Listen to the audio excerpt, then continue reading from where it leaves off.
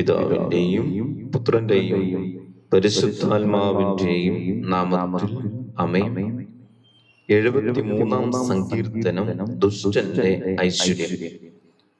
ദൈവം ഇസ്രായേലിന് നല്ലവനാണ്, നിർമ്മലമായ ഹൃദയമുള്ളവർക്ക് തന്നെ.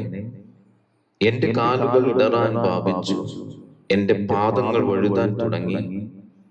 ദുഷ്ടന്റെ ഐശ്വര്യം കണ്ടിട്ട് അഹങ്കാരികളോട് എനിക്ക് അസൂയ തോന്നി. അവർക്ക് തീവ്ര വേദനകളില്ല, അവരുടെ ശരീരം തടിച്ചു കൊഴുത്തിരിക്കുന്നു. അവർക്ക് മറ്റുള്ളവരെ പോലെ കഷ്ടതകളില്ല, മറ്റുള്ളവരെ പോലെ അവർ പീഡിതരുമല്ല. ആകയാൽ അവർ അഹങ്കാരം കൊണ്ട് ഹാരമണിയുന്നു, അക്രമം അവർക്ക് അങ്കിയാണ്. മേധസ്സുറ്റി അവ അകന്തയോട് വീക്ഷിക്കുന്നു, അവരുടെ ഹൃദയത്തിൽ ഭോഷത്വം കവിഞ്ഞൊഴുകുന്നു. അവർ പരിഹസിക്കുകയും ദുഷ്ടതയോടെ സംസാരിക്കുകയും ചെയ്യുന്നു. പീഡിപ്പിക്കുമെന്ന് അവ ഗർവോട് ഭീഷണിപ്പെടുത്തുന്നു.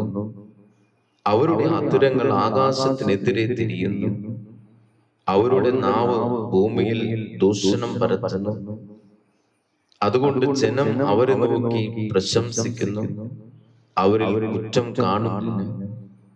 ദൈവത്തിന് എങ്ങനെ അറിയാൻ കഴിയും? അത്യുന്നതന് അറിവുണ്ടോ എന്നവർ ചോദിക്കുന്നു. ഇതാ ഇവരാണ് ദുഷ്ടർ, അവർ സ്വസ്ഥത അനുഭവിക്കുന്നു, അവരുടെ സമ്പത്ത് വർദ്ധിക്കുന്നു. ഞാൻ എന്റെ ഹൃദയത്തെ നിർമ്മലമായി സൂക്ഷിച്ചതും എന്റെ കൈകളെ നിഷ്കളങ്കതയിൽ കഴുകിയതും വ്യർത്ഥമായി. ഞാനിതാ ഇടപെടാതെ പീഡിപ്പിക്കപ്പെടുന്നു, എല്ലാ പ്രഭാതത്തിലും ദണ്ഡനമേൽക്കുന്നു. ഞാനും അവരെ പോലെ സംസാരിക്കാൻ ഒരുങ്ങിയിരുന്നെങ്കിൽ ഞാൻ അങ്ങയുടെ മക്കളുടെ തലമുറയെ വഞ്ചിക്കുമായിരുന്നു. എന്നാൽ ഇത് ഗ്രഹിക്കേണ്ടതെങ്ങനെ എന്ന് ഞാൻ ചിന്തിച്ചെങ്കിലും അത് ക്ലേശകരമായി എനിക്ക് തോന്നി. എന്നാൽ ദേവാലയത്തിൽ ചെന്നപ്പോൾ അവരുടെ അവസാനം എന്തെന്ന് ഞാൻ ഗ്രഹിച്ചു. അങ്ങ് അവരെ തെന്നുന്ന സ്ഥലത്ത് നിർത്തിയിരിക്കുന്നു, അവർ നാശത്തിലേക്ക് വഴുതി വീഴാൻ അങ്ങ് ഇടയാക്കിയിരിക്കുന്നു.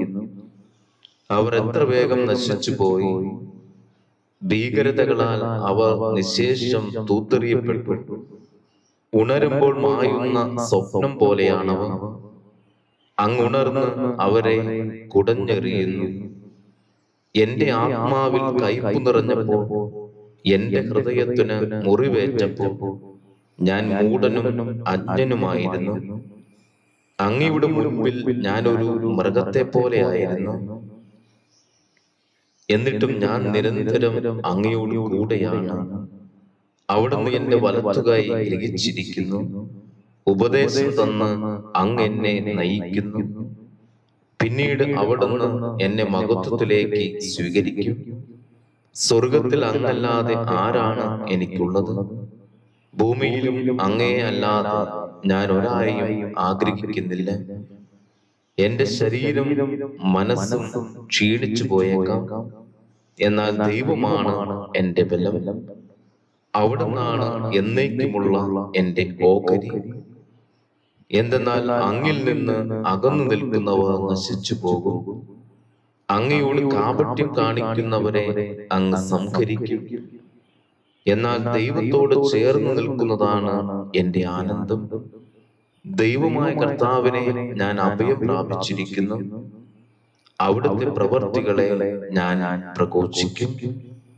പിതാവിന്റെയും പുത്രന്റെയും പരിശുദ്ധാത്മാവിന്റെയും നാമത്തിൽ ആമേൻ.